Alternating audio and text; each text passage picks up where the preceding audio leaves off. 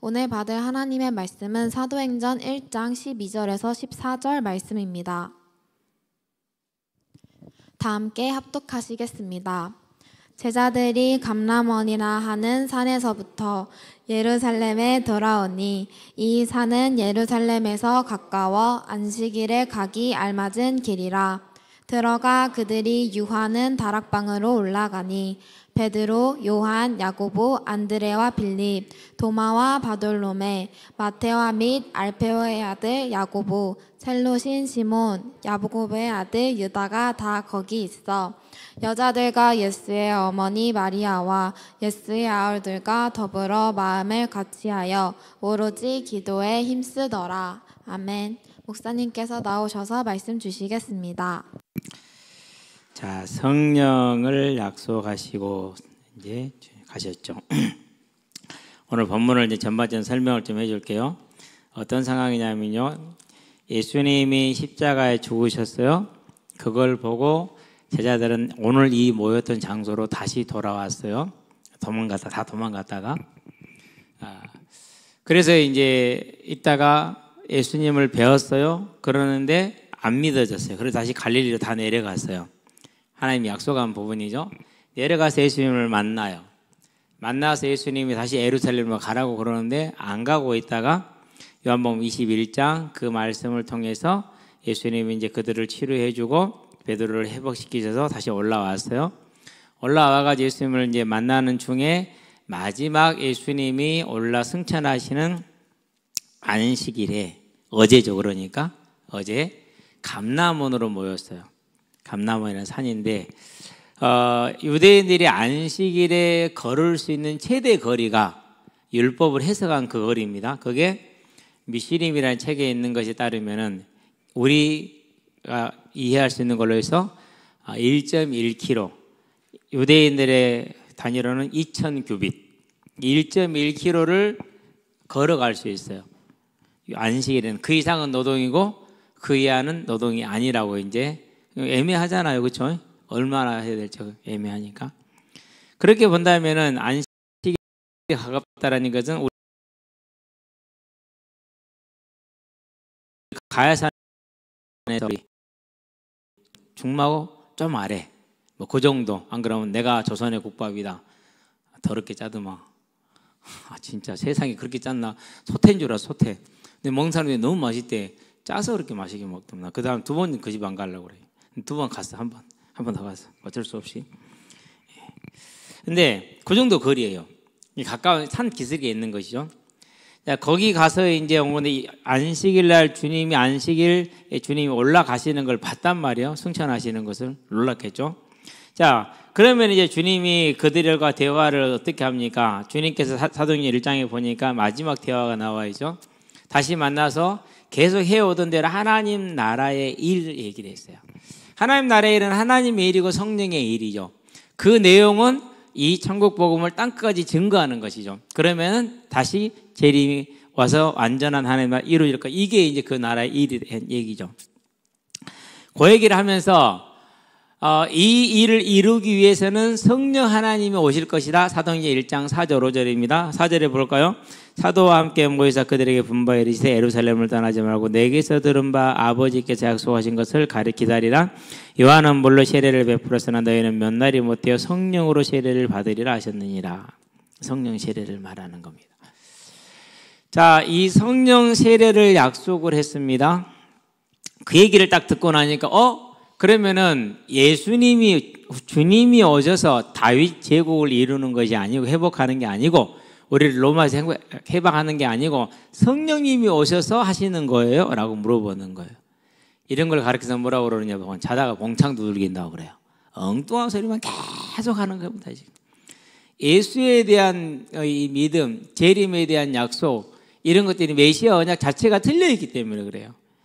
유대인들의 메시아 언약이 어떻게 변질이 됐느냐 이런 식으로 변질이 됐어요. 로마의 속박에서 해방되어서 세계를 지배하게 되는 이게 이제 메시아 언약이에요. 그들이 잘못 변질된 그런 언약이죠. 그러니까 지금 이걸 묻는 겁니다. 예수님의 성령이 오시면은 그때부터 이제 오실 것이니까 그때까지 기다려라 이렇게 얘기를 했잖아요. 그럼 6절을 봐요. 제자들이 뭐라고 말합니까? 그러면은 하나님의 나라가 이루어지는 것이 성령이 오면 이루어지는 겁니까? 라고 물어보죠. 그들이 모였을 때 예수께서 이르되 주께서 이스라엘 나라를 회복하심이 다윗 왕국 회복을 말합니다. 이때니까 성령 오면 됩니까? 이렇게 물어보는 겁니다. 근데 예수님이 말합니다. 자, 제자들이 이스라엘 나라의 회복은 다윗 왕국의 회복이고 예수님이 말하는 이스라엘의 회복은 재림이에요. 그러니까 서로 지금 말하는 포인트가 같아요? 달라요? 다르죠. 나는 지금 홈플러스를 두고 얘기하고 있는데 이 친구는 들을 때 이마트를 두고 얘기하는 거야. 우리 연결이라 그랬잖아요. 초등학생 때. 엄마가 롯데 마트로 오라고 그랬어. 근데 얘는 롯데 리아로 갔어. 롯데 마트하고 롯데 리아는 직선거리로 20m나 돼. 근데 이게 이제 사라져 버린 거야. 찾을 수가 있어야지. 20m는 더 되는구나. 못 찾았어. 분명히 거기 있어야 되는데 없는 거야. 이렇게 되는 겁니다. 그러니까 제자들은 예수님은 롯데 마트를 말하는데 제자들은 롯데 리아를 지금 듣고 있는 거야. 예수님의 나라가 임하면 내가 국방장관하고 내가 뭐 이렇게 국무총리하고 재정기획부 장관하고 내가 뭐 교육부 장관하고 뭐 이런 청운의 꿈을 지금 꾸고 있는 거예요. 예수님이 말하는 하나님의 나라와 이들이 이해하는 하나님의 나라는 완전히 지금 다른 겁니다. 저와 여러분도 마찬가지예요. 지금도 그래요. 많은 사람들이 예수 믿고 복 받는다, 문제 해결 이렇게 하는 사람들 정말로 많아요. 예. 그래가지고 막 그 서밋이라고 그러고요. 예. 그건 사기거든요. 솔직히 말해서. 예수님 서밋 아니었거든요. 그럼 뭐예요, 예수님은? 그죠? 복음 없는 사람이, 복음 못 깨달은 사람. 모세는요, 평생 배반만 당하다가 죽었어요. 그럼 모세는 뭐가 돼요? 여러분, 모세가 인정받고 칭찬받는 장면 봤습니까? 거의 없어요. 잠깐 기적이 일어났을 때만 그러는 것이지. 그럼 모세도 복음 못 깨달은 거예요. 복음 못 누린 거고. 바울은요, 완전 복음 못 깨달고 복음 못 누렸죠. 그런 사기를 치는 집단들이 많아요. 그런 집단들은 속에는 노력하는 일이라고 그랬잖아요. 마태복음 7장 15절에 보니까. 그래서 막 돈을 바기바리 뒤로 쌓아놓고요. 그래요. 네. 목사가 보통 평균 연봉이 한 1년에 한 3, 4천 돼요. 대부분이. 근데 막 그런 사람들은요, 어떻게 하냐면 집회 한번 하면 5천만 1억 이렇게 받아요. 먼 교회에 중직식 한번 했다. 그럼 1억의 기본이. 그게 말이 됩니까? 그것도 절대로 계좌이체 안 받아요. 현찰로만 받아요. 1억씩. 그런 사람들 많아요. 있어요, 여러분. 나쁜 사람이 아주. 자, 그러니까 제자들의 생각은 그렇게 매여 있어. 틀리게 매여 있는. 근데 제자들이 이렇게 틀리게 생각하고 3년을 예수님을 봤어요. 그러고 3년을 들었어요. 3년을 기적을 봤어요. 죽은 자가 살아났어요. 자, 야이로의 딸 죽은 자 살아났죠? 나사로 살아났죠? 그럼 나인성 과부의 아들 살아났죠? 벌써 우리가 기억해보는데 3개나 되잖아요. 여러분, 죽은 사람이 살아난 거 봐봐요. 놀라 안 놀라요? 놀라요. 나는 내가 뱀 죽여놨는데 살아난 거 보고 놀랬구만. 진짜 어이가 없었어요. 몽둥이 이렇게 크다니까는요. 이 몽둥이 길이가 한 1m 20대요. 그걸로 내리쳤어요. 한 번 내리친 거 아니요.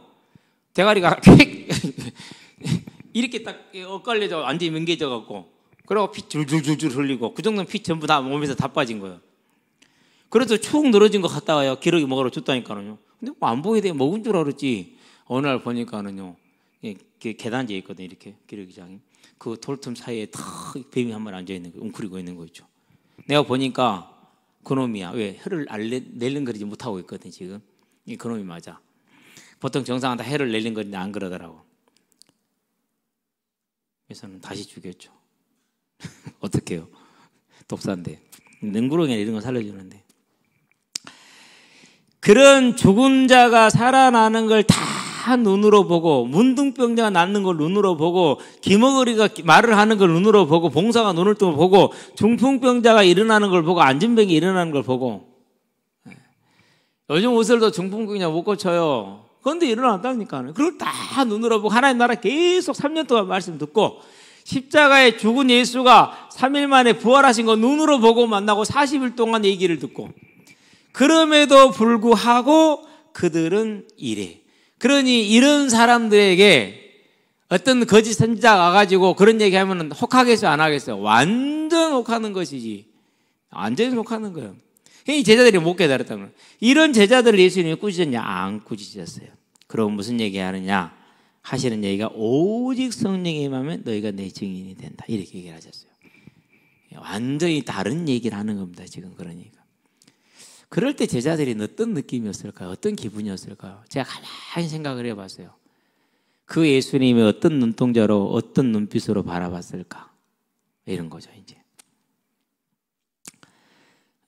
그러고 이 얘기를 하셨을까? 그러면 제자들은 어떻게 그게 들렸을까? 이걸 어떻게 생각이 됩니까? 그들이 내려와서 전혀 10일 동안 기도했어요. 여러분 우리 2박 3일 수련회 때 한 곳에 모여 있을 수 있어요? 없어요? 없잖아요. 그죠? 2박 3일 동안 한 집에 있었어요. 아니 10일 동안 한 집에 있었어요. 그러면은 10일 동안 한 집에 있었으면 몇 끼를 먹어야 돼요? 30끼를 먹어야 돼요. 120명이면 몇 인분이에요? 3,600인분이에요. 10일 동안. 그럼 누가 해냈을까? 화장실은요? 우리처럼 수세식도 아니고 씻는 것은요? 그런데도 불구하고 그 모든 불편함을 감수하면서 그 자리에 지금 모여 있는 거예요. 작은 일 아니죠? 그러죠? 예, 정말로 작은 일이에요. 왜 그럼 이렇게 모여 있었을까? 뭔가 간절함이 있는 거예요. 어떤 간절함일까요? 이런 거라 생각을 해요. 분명히 주님은 하나님의 나라 천국을 얘기를 했단 말이에요 지금. 그런데 제자들의 관심은 오직 이 땅에서 잘 되는 것이 지금 꽂혀 있단 말이에요. 그 괴리를 본 거예요. 즉 자기 자신이 얼마나 무지하고 얼마나 완악하고 인간이 얼마나 타락할 수 있고 얼마나 나약한가를 본 거예요. 그럴 때 뭘 받느냐? 나는 쟤보다 잘나서라고 생각을 했는데 아니구나. 내가 정말로 하나님 앞에서 죄인이구나. 무지한 자구나 완악한 자구나 미련한 자구나 라는 걸 본 거예요. 그 상관에서 예수님의 그 성령의 말씀을 듣고 그들이 질문하고 예수님 그 대답했을 때 그 상관에서 그러고 그들이요 정말 참담한 마음을 가지고 내려왔어요. 그러고 뭐 하는 겁니까? 이제 기도하는 거예요. 성공을 위해서 기도하지 않았어요. 문제 해결을 위해서 기도하지 않았어요.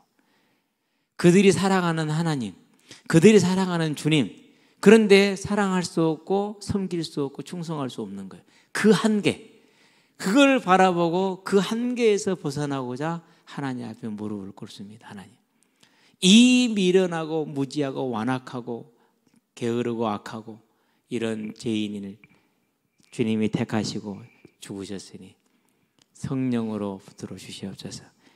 엘리야가 그 사명을 감당했던 것, 다윗이 그 사명을 감당했던 것, 사무엘이 그 사명을 감당했던 것, 모세가 그 감당했던 것, 그것은 그들의 힘이 아니라 성령의 승리였구나.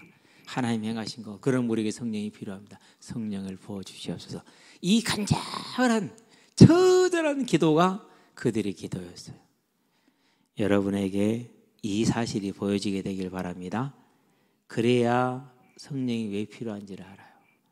성령이 임해야, 자, 임하면 어떤 결과가 옵니까? 그때 당시에 예수를 믿으면 요한복음 20장에 보니까 유대인들이 무서워서 뭐 했더라? 문을 닫았더라 그랬어요. 두렵다니까요. 왜? 예수님처럼 달려 죽을까 봐서 두려웠어요. 베드로 보세요. 같이 잡아 달려고 하니까 도망갔잖아요. 그렇죠? 그런 두려움이 지금 있어. 그 두려움에서 벗어나서 이 명령을 수행하고 싶어. 나는 안 돼. 성령이 필요해. 그 성령을 받게 되면 그게 가능해. 그래서 저와 여러분들이요, 우리의 삶에 성령의 열매인 사랑과 희락과 화평과 오래 참음과 자비 양성 온유와 절제와 충성, 그렇죠? 이런 것들이 우리에게 있어야겠죠. 또 성령의 열매가 뭡니까? 100배의 열매, 60배의 열매, 30배의 열매를 맺게 되는, 그게 성령의 열매예요. 그렇다면은 우리를 통해서 주를 고백하는 사람들이 나올 수밖에 없잖아요. 이 안타까운 현실을 우리가 알고 있잖아요. 안 되니까. 그럼 뭐가 필요하다는 얘기요? 그래, 성령이 필요하다는 얘기예요. 여러분 이제 성령으로서 기도하시게 되길 바랍니다. 충만함을 위해서 기도하고요, 세례를 놓고 기도하세요. 특별히 여러분들이 주변에서 정말 안 되는 사람들이 있어요. 예. 교회 안에 와 있는데 안 되는 친구들 참 많아요. 이유가 뭐예요? 예. 제자들과 똑같아요. 이유가 성령 받기 전에 제자들의 모습이에요. 이제는 우리가 왜 성령의 세례가 필요한지를 알겠죠. 기도하게 되길 바랍니다. 내 자신에게 왜 성령이 충만한지 필요한지 알겠죠. 기도하시게 되길 바랍니다. 전혀 기도에 힘쓰더라 그랬어요. 마음을 같이 했다. 그래서 여러분들이요, 바쁘더라도요, 기도를 같이 하고서 평상시에 쭉 할 게 뭐냐, 하루에 반드시 한 번은 시간과 장소를 정해서 하나님과 나와만의 시간을 가지세요. 내밀한 시간을 반드시 가져야 돼요.